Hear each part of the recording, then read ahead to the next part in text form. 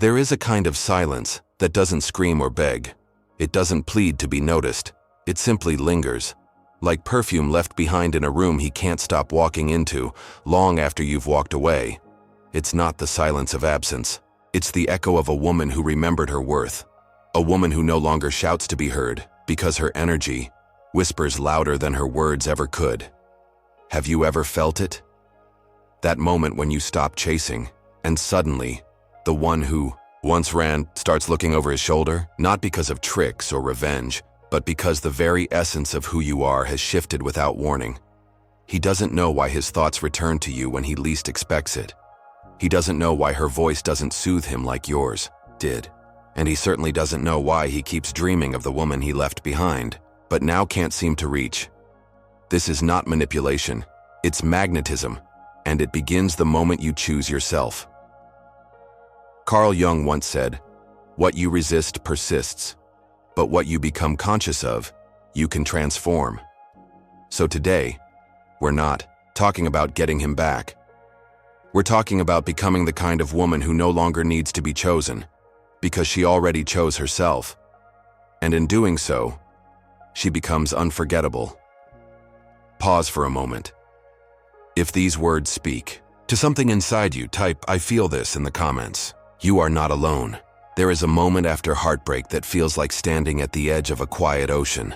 The waves no longer crash. The begging has gone still, and all you're left with is the sound of your own breathing.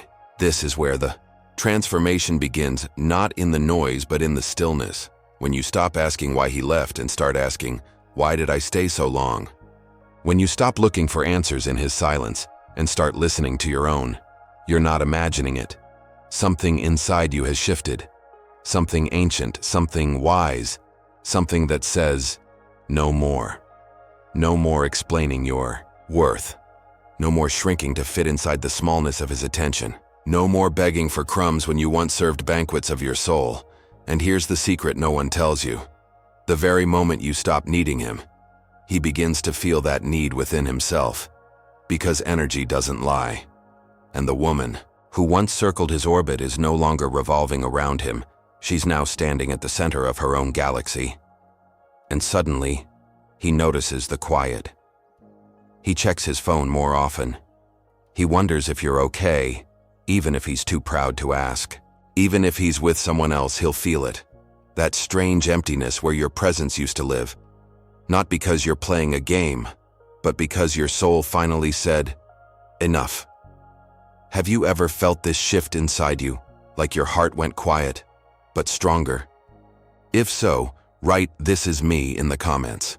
Someone else might need to see your words tonight. Detachment isn't coldness, it's clarity. It's the moment you realize that loving someone doesn't mean losing yourself. That being available should never mean being invisible. Carl Jung taught us that every relationship is a mirror, not just of who they are, but of who we are when we're with them. So ask yourself gently, who did you become while loving him? Did you shrink? Did you silence your own voice just to be heard by his? Did you forget the sound of your own laughter because you were too busy chasing echoes of a love that didn't echo back? If the answer is yes, you're not broken. You're awakening, because the woman who detaches doesn't do it out of anger. She does it out of reverence for her time, her peace, her sacred energy. And in that detachment, she becomes magnetic, not through force, not through revenge, but through quiet evolution. When he senses that you're no longer waiting, no longer hoping, no longer needing, he feels a shift he can't explain. Suddenly, you're no longer the open book. You're the unwritten chapter he now longs to read. But the beauty of this moment is that you're no longer writing for him. You're writing for yourself. In bold, bright strokes, no longer edited by someone else's indecision. Reflect, softly. If these words mirror what you're going through, type "soul mirror" in the comments. You never know who needs to see that they're not alone. There is something rare about a woman who chooses herself, not in anger, not in revenge, but with a calm, quiet certainty that says, I matter, even if you forgot.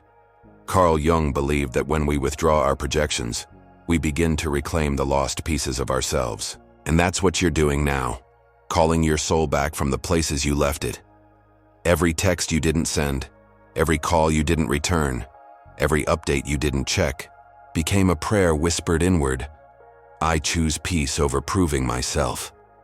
And that choice is power. Because the mind notices what vanishes, not what stays. You were once a constant presence, the good morning text, the late night check-in, the reminder that someone still believed in him.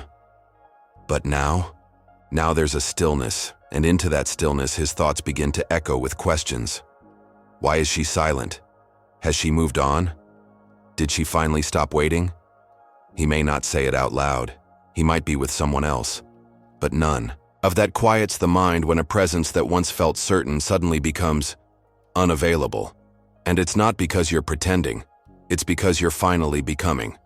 You're learning that your love is not something to be begged for. It's a gift.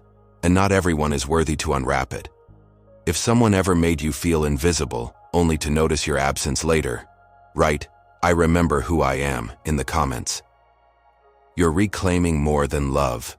You're reclaiming your identity. Mystery doesn't mean you're hiding. It means you're no longer performing.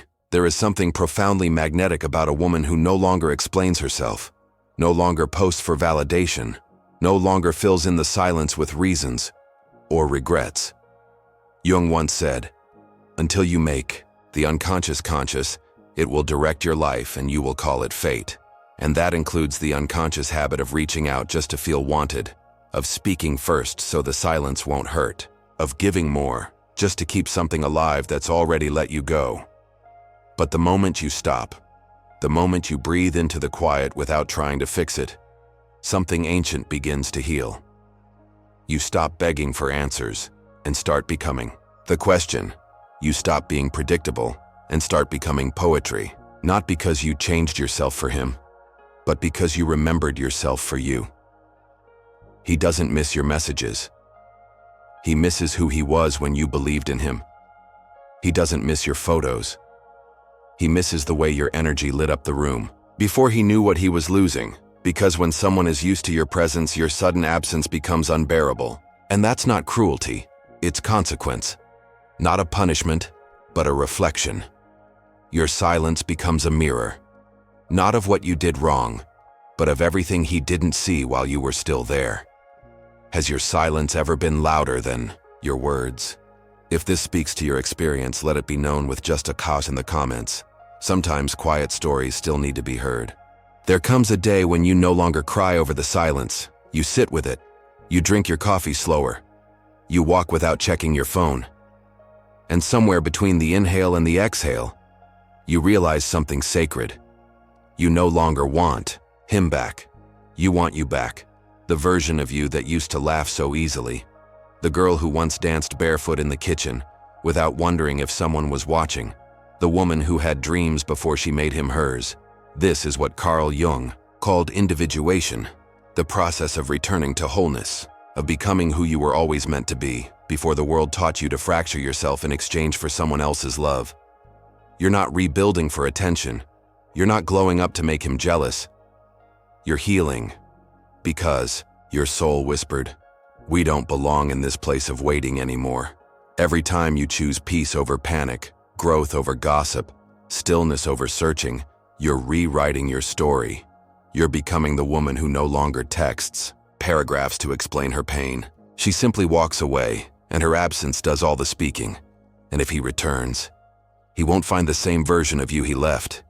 He'll find someone steadier, softer, and strangely out of reach. Not because you're trying to punish him, but because you've risen into a space he no longer has a map to. If you're in this phase of becoming, of slowly coming back home to yourself, type, I'm healing in the comments. Your growth deserves to be seen, even if it's quiet.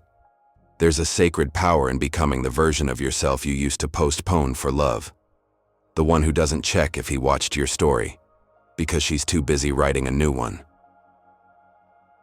The one who no longer needs closure, because she became the door. Carl Jung believed that what we do not bring to consciousness returns to us as fate. So when you consciously decide to rise, to grow, to protect your peace, to heal your wounds without needing someone to witness them. You shift the entire energy field between you and him. You're no longer reaching, no longer orbiting his moods, no longer shrinking when he walks in the room. You've stepped into your center, and from that place, you no longer chase, you attract. Not by pretending to be whole, but by becoming it. That shift is not subtle. It's not invisible. It's felt, even from across the world.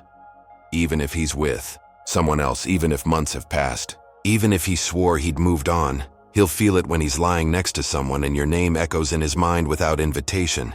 He'll feel it when her laughter doesn't light him up the way your silence used to. He'll feel it when he realizes you're not coming back, because you no longer live in the places where he left you. And that is the most unforgettable kind of presence. Not the one that waits at the door, but the one that rebuilds a life so vibrant, he can only stand at a distance, wishing he'd seen your worth sooner. If your transformation has made someone see you differently, even if they never said it out loud, type, "They felt" it in the comments. Let your growth speak without needing proof. You didn't lose him. You lost the version of you that believed love had to be begged for. And in her place, a new woman now stands. Quieter, stronger, not bitter, just rooted. She doesn't shout. She doesn't chase. She doesn't ask to be chosen anymore, because she realized something profound. The love she was trying so hard to get from him was always meant to come from within. Carl Jung once wrote, "The privilege of a lifetime is to become who you truly are." And maybe that's the gift of all this. Not the pain, not the silence, not even the return, but the becoming, the unfolding, the homecoming to yourself. You no longer need him to validate your worth. You no longer live in the story where he's the main character. You are writing a new story now, and whether he returns or not no longer defines the ending. Because the woman you've become isn't waiting at the edge of a memory. She's standing in the light of her own rebirth. And if he ever returns, he'll come face to face with a truth he can't escape. The woman he once knew no longer exists, but the one standing here now, she doesn't beg, she decides. If these words felt like a reflection of your own journey, tell us below. Even a single word can light the way for someone else. Becoming, healing, unforgettable. If this video spoke to your soul, please like it. It tells us to keep making more for hearts like yours. Share it with someone your heart thought of today. They might need this reminder more than you know. And if you want more reflections like this, grounded in Carl Jung's wisdom, in healing, growth, and quiet strength, subscribe for more stories your soul will recognize. Because here, you're not alone. You're seen, you're understood, and most of all, you're becoming.